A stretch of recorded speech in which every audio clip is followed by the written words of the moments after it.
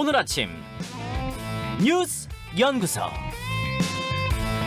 오늘 아침 뉴스의 맥을 짚어드리는 시간 뉴스 연구소. 오늘도 두 분의 연구위원 나오셨습니다. CBS 김정훈 기자, 뉴스톱 김준일 대표, 어서 오세요. 안녕하세요.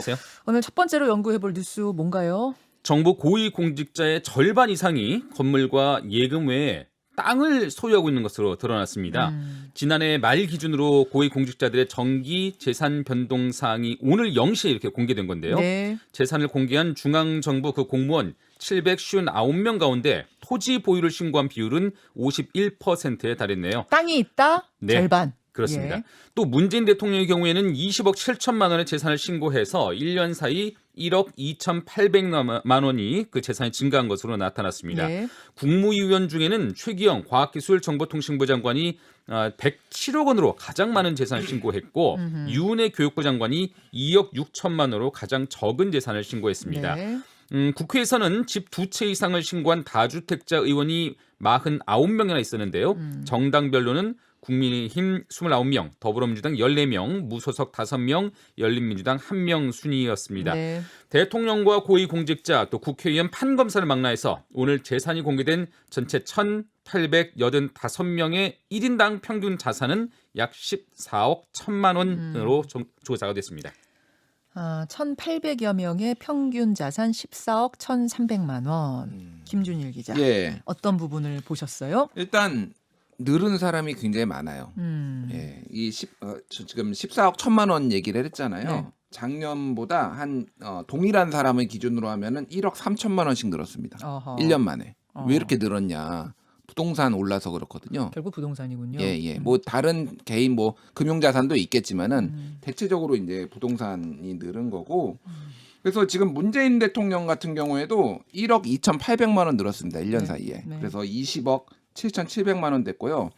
윤석열 총장 같은 경우에도 2억 2천만 원 늘어가지고 69억 978만 원이 됐어요. 그러니까 근데 이 얘기들은 그러니까 뭐를 새로 사들였다 이 의미가 아니라 그냥 살고 있는 집인데 가지고 있었는데 집값이 오른 거네요. 가만히 있는데 대부분 그런 거죠. 오른 거예요. 어. 이게 뭐냐 그러면은 지금 자산 격차가 벌어지고 있다. 있는 사람은 더 부자가 되고 없는 사람은 자산이 없으면은 지금 가난해지고 있다. 지금 대한민국의 양극화를 지금 여기서도 보여주는 거예요. 여기서 지금 정확하게 여기서도. 보여주고 있는 거죠. 예. 누가 얼마를 가지고 있는지 조금 들여다볼까요, 자세하게? 예. 일단 국회의원 같은 경우에는 1억 원 가량 줄었습니다, 오히려. 왜 그랬냐면은 그러니까 작년에 젊은 국회의원들이 좀 많이 들어온 거예요, 상대적으로. 아하. 그러니까 자산이 없거나 집이 없는 국회의원들이. 예. 그런데 이제 박병석 국회의장 같은 경우에는 63억 원. 네. 그리고 김상희 국회 부의장 같은 경우에는 14억 9천만 원 정도를 했고요. 이게 눈에 띄는 게 그 야당 추천, 국민의힘 추천으로 임명된 이를테면은 방통위원들 차관급 인사들이죠. 예. 이분들이 대부분 2주택, 3주택자다. 근데 정부 여당이 임명한 사람들은 1주택이다. 이런 게 좀 눈에 띄더라고요. 예를 들면 방통위원이 5명이 있는데 그 중에서 국민의힘에서 임명한 김효재 방통위 상임위원 같은 경우에는 서울에만 3채를 집을 보유하고 있다든지 이를테면은 가습기 살균제 사건과 4.15 세월호 참사 특별조사위원회의 야당 추천 인사인 이태응, 황전원 위원 같은 경우에도 2주택자인데 다른 사람들은 1주택자라든지 그래서 이게 의무는 아니니까 정부의 의무를 따를 건 아니니까 근데 그렇게 야당 추천 인사들이 다주택자가 많았다 이런 것도 좀 눈에 띄었고요. 그래요? 예, 이게 재산 공개가 1년마다 계속 이렇게 정기적으로 있는 행사인데요. 네. 근데 그 1년 사이에 무슨 일이 있었냐면은 민주당의 경우에는 이게 지난해 그 총선을 의식해서 실거주용 1주택 외에 다른 주택들은 처분하라 이런 당의 그렇죠. 지침을 의원들한테 전달을 했었거든요. 그렇죠. 하지만 민주당 의원 14명이 여전히 집을 2채 이상 보유하는 것으로 나타나고 있습니다. 또 그 약속을 지키려고 급히 재산을 처분하긴 했는데 가족 간 증여를 하거나 조카에게 넘기는 의원들도 있어요. 박정, 윤호중, 민홍철 의원 등이 그런 사례입니다. 그나마 의원 102명 가운데 29명이 다주택자인 국민의힘보다는 스스로 약속을 하고 그것을 지키려 노력은 했으니까 좀 낫다는 평가를 받아야 될지는 모르겠습니다.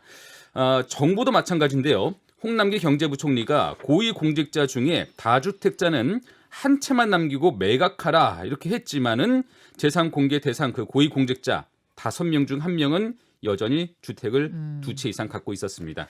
뭐 갖가지 사연들은 없을 수가 없겠죠. 근데 뭐 땅사랑, 집사랑 뭐 여전한 모습입니다. 그래요. 예. 오늘 영시를 기해서 발표된 공직자들, 고위 공직자들의 재산 내역들 살펴봤고요. 두 번째로 넘어가죠.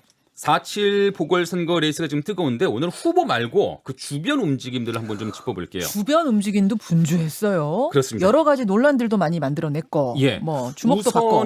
우선은 그 임종석 전 대통령 비서실장의 최근 메시지가 좀 뜨겁게 논란인데요. 예. 임 전 실장은 그제 자신의 SNS에 고 박원순 전 서울시장은 가장 청렴한 공직자였다. 용산공원 숲속 어느 의자에 그의 이름이 새겨졌으면 좋겠다 이런 글을 올렸습니다. 올렸죠. 예, 이에 대해서 더불어민주당 박영선 후보가 박 전 시장 성추행 피해자의 상처를 건드리는 그런 발언 자제해달라 당부했지만은 임 전 실장은 어제도 박 전 시장은 서울 시민의 요구에 순명했다. 이러면서 박원순 띄우기를 멈추지 않았습니다. 그렇게 이제 한 줄짜리 SNS를 쓴 게 아니라 내용 꽤 길었던 거죠. 작심하고 쓴 거죠. 그렇죠. 예. 예. 한편 서울시장 야권 후보 단일화 경쟁을 승리로 이끌었던 국민의힘 김종인 비상대책위원장은 어제 광주 5.18 민주묘지를 찾아갔어요. 네. 참배 후에 국민의힘에서 임무를 맞춰가는 과정이다. 선거가 끝나기 전 한번 다녀가야 한다고 생각했다 이렇게 말을 했는데 그 의중이 좀 궁금한 상태고요. 또 서울시장직에 도전했던 열린민주당 김진애 의원 이제 박영선 후보로 그 여권 단일화는 이루어졌는데 네. 어제 그 약속대로 의원직에서 물러났습니다. 네. 그 자리는 같은 당 비례대표 다음 순번인 김의겸 전 청와대 대변인이 물려받기도 했습니다. 예. 어제 있었던 일들 여야 막론하고 지금 정리를 좀 해주셨는데 김준일 대표. 예. 임종석 전 대통령 비서실장이 박원순 전 시장을 거론하는 거. 예. 뭐 박영선 후보가 그 메시지를 환영한다면이야, 그 캠프에서 환영한다면이야 문제가 없는데 지금 박영선 후보 같은 경우에는 선을 긋고 있는 모양새인데 그렇죠. 그만해달라, 자제해달라라고 요청까지 나왔는데도 계속 메시지를 올리는 이유는 뭘까? 많이들 궁금해해요. 그렇죠. 일단 그게 거론되는 게 좋지가 않습니다. 여권에. 이거는 뭐 상식적인 거죠. 뭐 자꾸 상기시키니까 그렇죠. 이게 뭐, 왜 예. 치러지는 보궐선거인지를. 뭐 코끼리를 생각하지만 그 유명한 책인데 거기 조지 레이코프라는 인지심리학자가 쓴 건데 예. 코끼리를 생각하지 말라고 하면 다들 코끼리를 생각한다라는 거예요. 생각하지 말기 않기 위해서 자꾸 한번 생각해 보죠. 예, 그러니까 아예 다른 아젠다를 이를테면은 뭐 기린을 얘기를 한다든지 그래서 그래야지 코끼리를 생각 안 하는 건데 네. 지금 박원순 전 시장에 대해서 추모하거나 기리는 거를 얘기하면 어찌됐든 성추행이 상기가 되고 그러면 불리한 건 당연한 거예요. 이거는 뭐 정치를 초보도 아는 거고 20년, 30년 한 분이 모를 리가 없는 거예요. 그거를 박영선 후보도 아니까 자제해달라 얘기도 했고 또 토론회에 나와서는 임종석 실장하고 연락 안 한 지 오래됐다 이런 얘기까지 할 정도로 선을 긋고 있는데 또 예. 어제 메시지를 또 올렸어요. 그러니까요. 왜 그런 거라고 항상 이 합리적으로 선택하는 것은 아니다라는 거를 전제로 좀 하고 얘기를 하면은 첫 번째는 박원순에 대한 부채 의식설이 있어요. 임종석 실장이. 임종석 실장이 그러니까 예전에 이제 2014년에 그러니까 2012년에 저축은행 비리 사건에 휘말리면서 굉장히 고생을 했거든요. 그래서 2014년에 이제 대법원의 무죄 판결을 받았는데 예. 임종석 실장이 근데 그때 재기를 도와줬던 게 박원순 시장이 와서 정무부 시장 해라. 그래가지고 그 다음에 이제 발판으로 지금 맞아요. 됐거든. 그 다음에 대통령 비서실장까지 간 거예요. 그러니까 그쵸. 박원순계입니다. 일종의 박원순계. 그러니까 자신을 도와줬던 사람은 내가 도와줘야 되지 않겠냐 이런 부채 의식이 있었다라는 게 한 가지 썰이고요. 근데 지금 박원순 시장 대 박영선 후보의 대결이 아니잖아요. 지금. 그러니까요. 예. 그래서 이거는 두 뭘 번째는 돕는다는 거죠? 친문의 구애를 하고 있다라는 얘기들이 있는 거예요. 그러니까 지금 차기 대권 관련해서 지금 이를테면 이재명, 이낙연이 있는데 새로운 후보들을 찾고 있다. 이를테면은 그런데 거기에 본인의 이제 이런 메시지들을 전함으로써 친 박원순계와 친 문재인계, 친문까지 다 아우르는 후보로 갈 수 있지 않느냐라는 계산적인 전략적인 거라는 거죠. 그러지 않고서는 이제 이해가 안 된다라는 거고. 그래서 이게 이제 두 번째와 방금 연결되는 건데. 민주당에서 지금 박영선의 당선을 바라지 않는 사람들이 있는 거 아니냐 이런 소문들이 막 돌고 있어요 바깥에서. 그래요? 왜냐하면은 비합리적인 행동들을 많이 합니다. 방금 말씀드렸듯이 이거를 하면은 불리한 게 뻔히 보이는데 박영선 후보가 하지 말아달라고 하는데도 한다라든지 예. 조국 장관 같은 경우에도 전 장관 같은 경우도 어제 박원순 시장을 언급하면서 성희롱 피해자도 슬프고 박원순의 비극적 운명도 슬프다. 이것도 역시 똑같은 거예요. 그러니까 상기시키면은 박영선 후보한테 지금 불리한 거거든요. 이걸 모를 리가 없는데 이렇게 하고 있는 거는 지금 차기 대선 그 이후에 뭐 이제 공천, 총선 공천까지 얘기를 하면서 민주당이 원팀으로 움직이는 게 아니라 지금 각자 도생하고 있다. 이런 얘기들이 지금 막 바깥에서 막 돌고 있어요, 지금. 예. 지지층 결집을 위한 호소다. 뭐 이렇게 볼 여지는 없습니까? 근데 지금 지지층만 결집해서 지금 될 일이 아니니까. 20몇 % 나오고 있거든요. 격차가. 예, 그러니까 이번에 최근 여론조사 보면은 30%가 안 되는 걸로 나왔어요. 지금 그걸로 못 이깁니다. 그러면 확장을 해야 되고 새로운 아젠다를 던지고 뭐 네거티브를 하든 아니면 이쪽에 뭐 좋은 얘기를 하든 이렇게 해야 되는데 박원순 얘기가 계속 나오면은 앞으로 못 나가는 거. 이걸 다 아는데 왜 그러느냐 이제 그러니까 이상한 해석들이 계속 나오는 거예요 지금. 예, 해석들이 분분한 거죠. 뭐 김준일 대표 세 가지 말씀해 주셨는데 박원순 전 시장에 대한 부채의식이다. 아니면 자기 정치의 복선이다. 아니면 박영선 후보에 대한 견제 분위기도 있다. 이렇게 말씀해 주셨는데 저는 사실 그냥 자신과 임종석 전 실장이 자신과 박원순 전 시장의 정체성을 좀 동일시하고 있지 않나 하는 생각이 좀 들어요. 박 전 시장이 나이로는 맞지 않지만 실제 인생의 행보나 네. 아니면 그가 함께 했던 이들을 보면은 그 86세대와 호흡을 맞췄던 그 86세대 상징과도 같은 그런 구심점이 됐었거든요. 예, 박원순 예. 전 시장이. 임종석 전 실장은 아시는 것처럼 86그룹의 대표적인 인물이고요. 예. 그러니까 박원순 전 시장에 대한 비판이 자신의 정체성이 부정당한 느낌으로 그렇게 치달았을 가능성이 있다. 저는 이렇게 생각을 일종의 합니다. 동일시가 그렇습니다. 일어났다. 예. 그러니까 과거에 이러이러한 성과와 업적들이 있었는데 왜 마지막 흠결 하나로 매도돼야 하느냐 이런 주장을 펴고 있는 건데요. 이게 최근 비판적 시선에 맞닥뜨린 그 86세대 항변과도 비슷한 그런 맥락이거든요. 그런 측면에서 본다면은 86세대의 또 다른 대표 주자인 우상호 의원도 왜 박원순 전 시장을 적극 옹호했는지 그 이유를 여기서도 좀 찾을 수가 있는 거죠.